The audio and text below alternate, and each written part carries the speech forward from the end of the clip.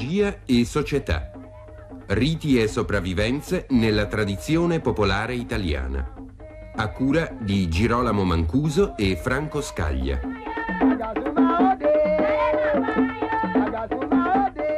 Sesta trasmissione. Quando la preistoria sopravvive.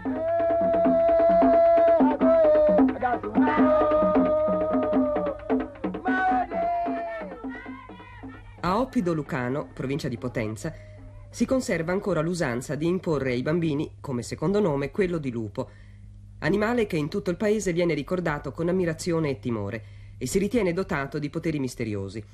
Un'usanza simile si ritrova nel Cosentino e in tutta la Calabria si attribuiscono al lupo virtù prodigiose. Le zanne, la coda e la pelle della sua fronte sono considerate potentissimi amuleti.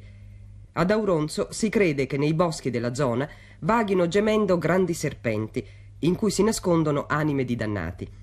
A Catanzaro, le serpi che si aggirano nei dintorni delle case, lungi dall'essere cacciate o uccise, devono essere nutrite e allevate, perché si crede che in esse siano incarnate le anime dei parenti morti in cerca dei loro discendenti. A Cocullo, il primo giovedì di maggio, si celebra la festa dei serpari. Sembra che il culto dei rettili fosse diffuso presso gli antichi abitanti di queste zone. Tutti questi fatti parrebbero stranezze incomprensibili se non conoscessimo, attraverso lo studio comparato dei popoli primitivi, quel particolare istituto che prende il nome di totemismo, da una voce indigena algonchina dell'America settentrionale. Il totemismo è un complesso di credenze e di consuetudini fondato sulla concezione di un rapporto di parentela tra un gruppo umano e un essere o categoria di esseri, per lo più di specie animale, ma anche piante o fenomeni naturali, che si traduce includendo un rapporto di reciproca protezione in vari sistemi di tabù.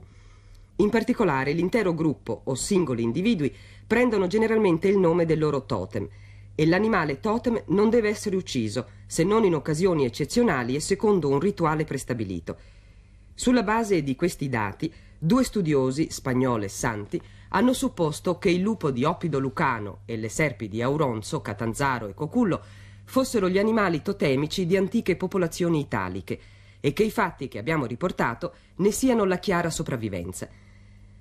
Ma per quanto addietro si risalga nel tempo, presso le popolazioni italiche non troviamo mai, in tempi storici, nessuna organizzazione totemica della società.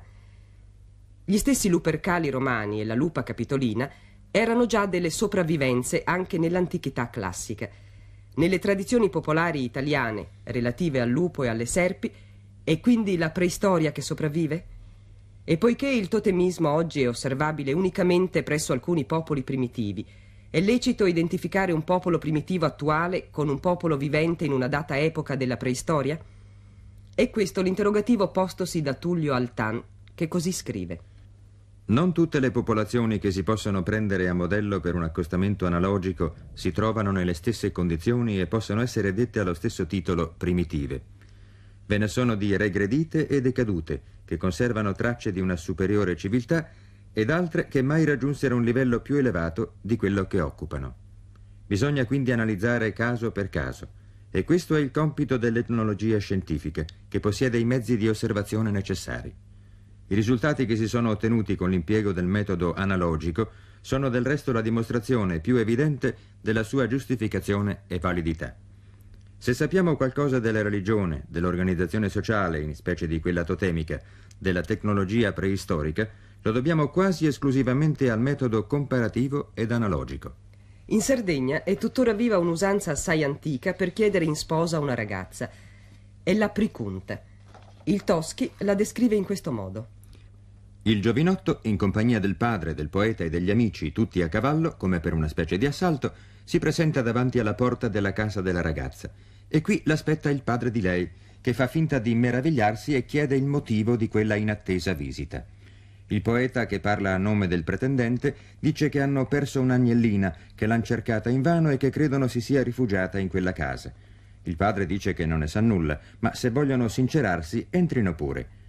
Al giovane vengono presentate tutte le donne della famiglia, a cominciare dalla più anziana e meno avvenenti, fino a che ultima appare l'innamorata, e in essa il giovane riconosce quell'agnelletta che cercava. Si abbracciano, fanno festa e tutti bevono alla salute degli sposi. Una traccia di questi riti di passaggio e di iniziazione si può trovare in molte usanze tradizionali che tuttora sopravvivono nella società italiana attuale. Quelle usanze, per esempio, relative all'ingresso dei giovani in talune organizzazioni sociali, come l'esercito o l'università, e che non a caso coincidono con il passaggio all'età adulta e all'acquisizione dei pieni diritti civili. Le beffe e le angherie cui sono sottoposte reclute e matricole sono probabilmente un ricordo della tortura che presso i popoli primitivi i giovani devono subire durante i riti di iniziazione. Ecco quanto scrive a proposito dei riti di iniziazione Tullio Altan. Presso i popoli primitivi la vita dei giovani si distingue in genere in 3 periodi. Nel primo i bimbi vivono con la madre, giocando in libertà sotto la sua sorveglianza fino ai 6-8 anni di età. Nel secondo periodo i bambini vengono divisi e i maschi vanno con il padre, mentre le femmine vanno con la madre, che essi seguono e imitano nelle loro peculiari occupazioni. Il senso di solidarietà è tra i giovani fortissimo. Nel terzo periodo i giovani entrano a far parte della vita tribale, con la loro piena individualità sociale. Questo ingresso è sanzionato da una serie di riti, che prendono il nome di riti di iniziazione, che fanno parte del più vasto gruppo di riti, detti dal Van Gennep riti di passaggio. Questi riti di passaggio segnano i cambiamenti di situazione dell'individuo nello spazio, riti di passaggio materiale, i mutamenti di gruppo sociale, riti di passaggio da un gruppo all'altro, i mutamenti di situazione nel tempo, riti della gravidanza e del parto, iniziazione e matrimonio, e la morte, riti funebri. Un altro tipo di sopravvivenze assai particolari sono quelle relative alla credenza e alla leggenda popolare. In uno scongiuro contro l'ingorgo mammario, raccolto a grottole da De Martino, compare la figura del Quatacomero.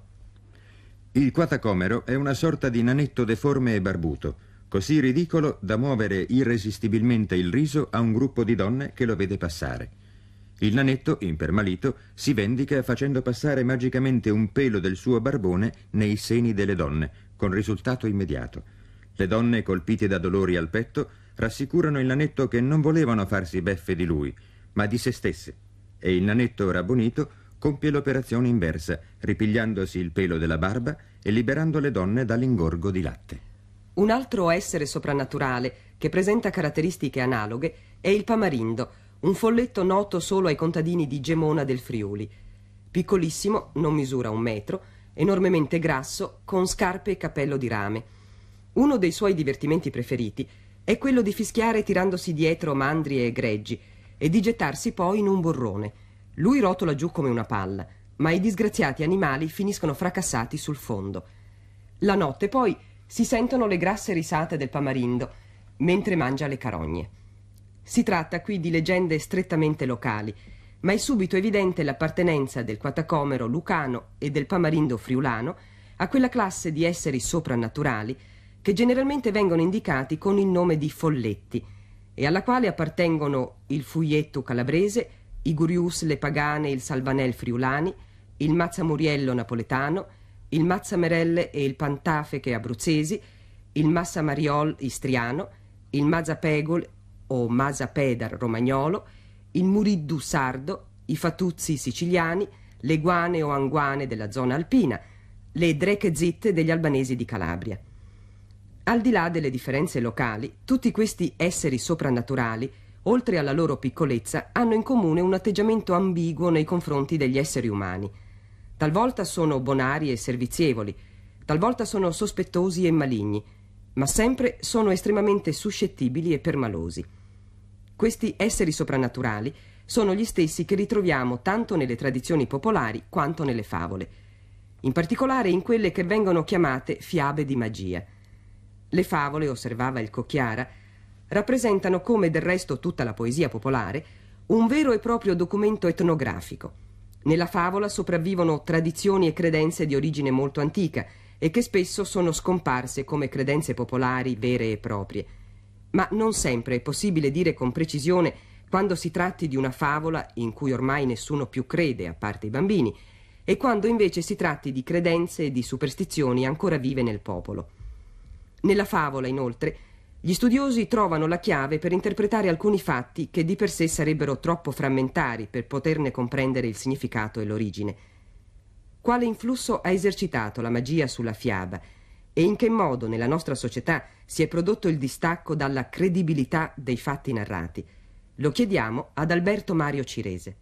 Un discorso a sé richiederebbero le fiabe in genere, e più specialmente quelle dette di magia, di cui certamente ognuno conserva un qualche ricordo dalla propria infanzia. Ma in questo campo il discorso si fa molto complesso, sia perché non tutti gli elementi fantastici delle fiabe possono dirsi magici in senso stretto, sia perché il legame tra pratiche magiche effettive e narrazioni favolistiche è spesso assai remoto nel tempo. Il mondo occulto che diciamo occidentale si è venuto costruendo nelle sue forme moderne anche attraverso una polemica antimagica sulle cui caratteristiche assai varie e complesse ha posto efficacemente l'accento Ernesto De Martino. La letteratura culta ha ovviamente partecipato a questa azione di superamento delle concezioni e delle pratiche magiche, e perciò ne ha abbandonato i temi, oppure li ha ripresi in dimensioni di fantasia che hanno assai poco a che vedere con le convinzioni sulla effettiva realtà del mondo della magia, che sono implicate invece da buona parte della letteratura di tradizione orale. Tutti abbiamo sentito parlare, nelle favole ascoltate nella nostra infanzia, dei lupi mannari. Nel Medioevo la credenza dei licantropi era largamente diffusa e sono attestati molti casi di uomini e donne bruciati vivi perché ritenuti dei lupi mannari. Scrive il Toschi a questo proposito. Per quanto riguarda il nostro folklore, la credenza nella licantropia ha lasciato tracce relativamente scarse o assai sbiadite nell'Italia settentrionale fino a tutta l'Emilia, mentre è assai diffusa e persistente al centro e nel meridione. Per quanto riguarda poi la credenza in esseri fantastici tra l'uomo e il serpente, ascoltiamo questa testimonianza dello stesso Toschi. A Via Maggio, in provincia di Arezzo, al valico verso la Romagna, interrogammo una volta l'Assunta del Ferraiolo, contadina di uno dei poderi della fattoria. Dalla sua casa si vedeva un bosco fittissimo, chiamato il Silbello, e lì per tradizione da tutti accettata ci si trovava il serpo regolo. Orbene, l'Assunta del Ferraiolo ci giurò di averlo visto e ce lo descrisse così. È come un bambino in fasce, gli occhi sbarrati e orecchi da gatto. Porta una cuffia da neonato. È inutile sparargli perché incanta il fucile. Se poi lei non ci crede, parli con la Pia della Sterpaia, che una volta l'incontrò in uno spiazzo del Silbello e per poco non sveniva dalla paura. Si tratterebbe dunque di un serpe che si presenta in una forma umana, sia pure quella di un infante. Sia nel caso del lupo mannaro che in quello del serpo regolo, l'immagine tradizionale ormai fissata nella credenza popolare è quella di un essere metà bambino e metà animale. Alcuni elementi che gli studiosi hanno ritrovato nella favolistica popolare sembrano mostrare che all'origine l'uomo poteva trasformarsi in bestia e viceversa. Questa convinzione è ancora viva in alcuni luoghi, almeno per quanto riguarda la licantropia. Si crede infatti tuttora che il lupo mannaro sia un uomo che in determinate occasioni, specialmente nelle notti di plenilunio, si trasforma in lupo. Una concezione analoga la possiamo ritrovare in varie parti d'Italia, nella credenza che streghe e stregoni possano trasformarsi a volontà in animali.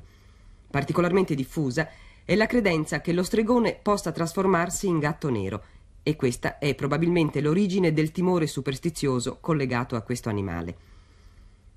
Il motivo di esseri umani che si trasformano in animali e viceversa è molto diffuso nella favolistica popolare. Questo motivo è stato da più parti posto in relazione con la cosiddetta mentalità primitiva e più precisamente con le credenze connesse con il totemismo. Remo Cantoni, osservando che il folklore delle nostre società è per molti aspetti simile a quello dei primitivi, scrive: Il mondo vi resta fluido. Non vi è trasformazione che non si compia ancora in un batter d'occhio. Costantemente uno o l'altro dei personaggi passa dalla forma umana a quella animale e viceversa. Il rapporto uomo-animale è stato posto in relazione da Altan con l'istituto magico dell'Atai, la cui essenza risiede appunto nell'associazione tra un uomo e un animale o un oggetto inanimato. L'Atai è una specie di deposito dell'anima vitale e quindi un doppio dell'uomo medesimo, con il quale egli è intimamente legato. Questa concezione si ritrova presso i Simba, gli uomini leone del Congo, o presso gli uomini leopardo di alcune società segrete africane e indiane. Non si tratta semplicemente di uomini che si travestono da animali. L'associazione tra uomo e animale è più profonda e più reale, scrive Altan. In seguito alla morte della Tai animale o alla distruzione di quello materiale, è stata controllata di frequente la consecutiva morte dell'uomo, e non solo nel caso che l'annientamento della Tai fosse stato conosciuto dall'interessato, ma anche nel caso della sua completa ignoranza dell'evento. A questo proposito Fontaine cita un'abbondante casistica ed emette l'ipotesi di una intensa comunicazione telepatica tra uomo e animale. L'istituto della Tai è una espressione del metodo magico, fondato sopra l'utilizzazione del cosmico a tutela della personalità in crisi dell'uomo primitivo. Esso ha lo scopo di tutelare l'entità psichica individuale, ma il pericolo della vita viene anche affrontato sul piano della collettività sociale, con gli stessi mezzi della magia. E questa ci pare essere l'origine del sistema sociale magico del totemismo. Abbiamo visto come la leggenda relativa al Quatacomero compaia, in alcuni paesi della Lucania, nel contesto di uno scongiuro contro l'ingorgo mammario. In precedenti trasmissioni abbiamo parlato della funzione che questi racconti, istoriole o miti esemplari, hanno nella magia degli scongiuri o nelle solenni cerimonie rituali di rinnovamento. Molti autori hanno notato le analogie strutturali tra il mito e la favola. Secondo Vladimir Prop, la favola ha origini più tarde del mito e appare quando la credibilità dell'evento mitico narrato si è ormai attenuata fino a scomparire. Per Eliade, la favola riprende e prolunga il rituale magico al livello dell'immaginario. Scrive appunto Eliade. La favola costituisce un divertimento oppure un'evasione unicamente per la coscienza banalizzata e principalmente per la coscienza dell'uomo moderno. Nella profondità della psiche, gli scenari iniziatici conservano la loro gravità e continuano a trasmettere il loro messaggio, a operare mutamenti. Senza rendersene conto e credendo di svagarsi oppure di evadere, l'uomo delle società moderne beneficia ancora di questa iniziazione immaginaria portata dai racconti. Ci si potrebbe allora chiedere se il racconto meraviglioso non è diventato ben presto un doppione facile del mito e del rito iniziatico, se non ha avuto appunto il ruolo di riattualizzare, a livello dell'immaginario e dell'onirico, le prove iniziatiche. Prendiamo ora un esempio specifico, le favole del tipo Amore e Psiche. La prima versione a noi nota di questa favola è dovuta ad Apuleio, che la inserì nelle sue Metamorfosi. Secondo il Thomson, si tratta della versione letteraria di quella che fu sicuramente una fiaba popolare della campagna italiana e greca ai tempi di Marco Aurelio. Essa è tuttora viva in diverse varianti, nelle tradizioni orali. Le versioni orali italiane di questa favola sono ben 61. Il tema è noto. La ragazza data in sposa a un mostro, il divieto di vedere lo sposo, la trasgressione del divieto e la conseguente sparizione dello sposo, le prove che l'eroina deve superare prima di riabbracciarlo. Secondo l'ipotesi ritualista di Saint-Yves, ripresa dal folclorista sovietico Vladimir Prop, nei racconti popolari sopravvive il ricordo di riti di passaggio e di istituzioni totemiche da tempo scomparse, almeno per quanto riguarda la nostra civiltà. Questo accade anche per le favole del tipo di Amore e Psiche? Lo chiediamo a Furio Iesi. Un esempio particolarmente significativo del funzionamento di questi meccanismi assai delicati si trova nel mito di Amore e Psiche e nelle fiabe che ne riflettono lo schema. Consideriamone solo un aspetto. Nel mito, e si pensi alla versione tra mito e favola nelle Metamorfosi di Apuleio, Psiche vive in un palazzo remoto, soccorsa da servitori invisibili, insieme con uno sposo, Amore, di cui essa non deve mai vedere il volto. Nelle favole, italiane, russe o tedesche, la donna deve accettare di andare a vivere in un luogo isolato, con uno sposo invisibile, creduto mostruoso o di aspetto animale. Anche nelle favole, di solito, la sposa della bestia o del mostro è favorita da servitori invisibili. Gli etnologi della scuola di Leningrado hanno giustamente notato che la condizione della sposa, Psiche nel mito o la donna della fiaba, rispecchia quella delle fanciulle che presso le società cosiddette primitive trascorrevano un certo periodo insieme con gli adolescenti sottoposti alla iniziazione. La casa in cui quegli adolescenti trascorrevano il periodo iniziatico era considerata un luogo dell'aldilà, del regno dei morti. Gli iniziati ritualmente morivano e rinascevano. Dunque, anche la permanenza della fanciulla laggiù era un soggiorno nell'aldilà. Di qui l'invisibilità dei servitori. Nel regno dei morti l'invisibilità è tipica. E di qui soprattutto l'invisibilità dello sposo o il divieto di vedere lo sposo. Sia Psiche sia le protagoniste delle favole subiscono insomma la sorte della greca Core, rapita nell'aldilà dal dio infero Hades, il cui primo attributo è proprio l'invisibilità. Abbandonato l'istituto dell'iniziazione, il soggiorno nel castello solitario diviene pauroso e l'originario dio infero diviene il temibile sposo che non si vede o non si deve vedere. È una forte alterazione negativa. Ma qualcosa dell'antico valore positivo di quell'esperienza rimane. Lo sposo mostruoso o bestiale si rivela poi spesso nelle favole molto meno brutto e pericoloso di quanto si temesse. C'è da chiedersi, scrive Remo Cantoni, come mai, mentre tutto è cambiato, credenze religiose, struttura sociale, sviluppo delle arti e delle scienze, permangano una serie di elementi comuni nel folklore. La scuola psicoanalitica che fa capo a Jung e Kereni pone in relazione il nascere delle forme mitologiche e della favola con determinati archetipi generali esistenti nell'inconscio umano. Scrive Jung. L'immagine primaria che ho chiamato archetipo è sempre collettiva, è cioè comune almeno ad interi popoli o periodi storici. Essa è un deposito della memoria, un engramma, prodotto dalla condensazione di innumerevoli esperienze simili. Questi archetipi costituirebbero esperienze umane tipiche e fondamentali fin dall'origine dei tempi. In tutte le mitologie, nei racconti di fiabe, nelle tradizioni, nella stessa vita quotidiana, incontriamo ad esempio i motivi del viaggio notturno per mare, del mostro marino, dell'uccisore di draghi, dell'eroe vittima del tradimento. Queste immagini primarie dell'inconscio, come ha notato Reich, costituirebbero insomma il passato che è in noi. Quale influsso hanno esercitato sulla favolistica questi archetipi? Lo chiediamo ancora a Furio Iesi. Nella mitologia, e poi anche nella favolistica, in cui sopravvivono alterati elementi del mito, mi sembra meglio parlare di connessioni archetipiche anziché di archetipi. Credo cioè che veramente archetipiche, primordiali, scaturite spontaneamente dalla psiche, siano non figure o visioni intere ed organiche. Per esempio, la fanciulla divina o l'eroe che muore e rinasce o il regno lontano dell'aldilà, eccetera. Ma piuttosto più semplici relazioni fisse, cioè connessioni fra due elementi o immagini. Per esempio, il rapporto donna-terra, il rapporto oro-aldilà, il rapporto morte-viaggio. Queste relazioni, di cui sono composte le strutture dei miti, sono per così dire le varie membra delle figure protagoniste dei miti e possono variamente comporsi fra loro in modo da originare diverse figure.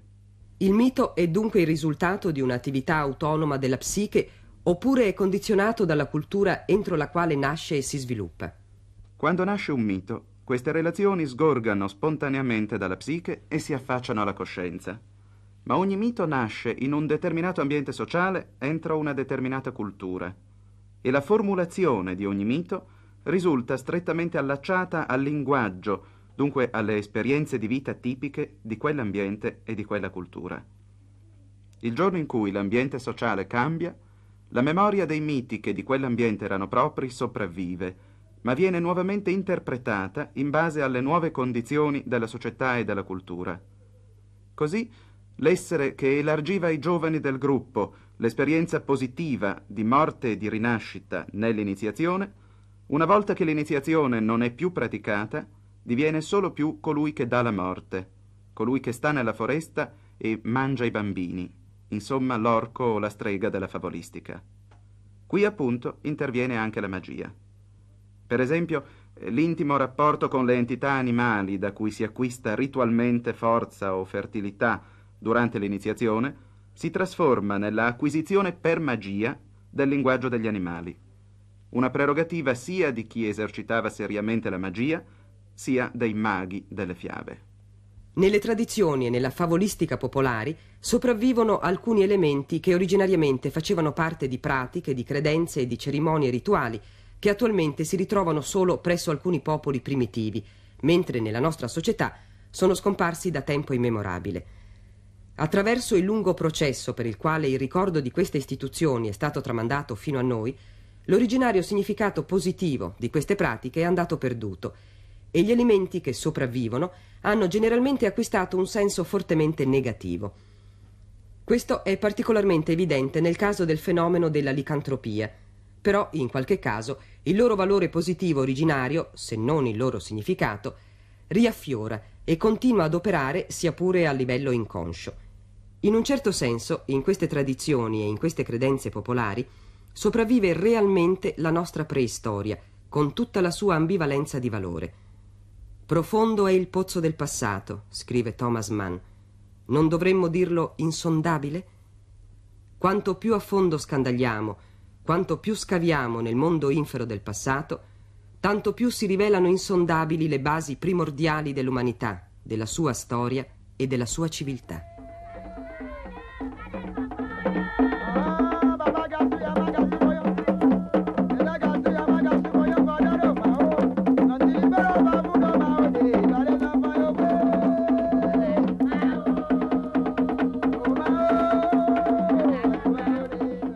Avete ascoltato Magia e società, riti e sopravvivenze nella tradizione popolare italiana, a cura di Girolamo Mancuso e Franco Scaglia.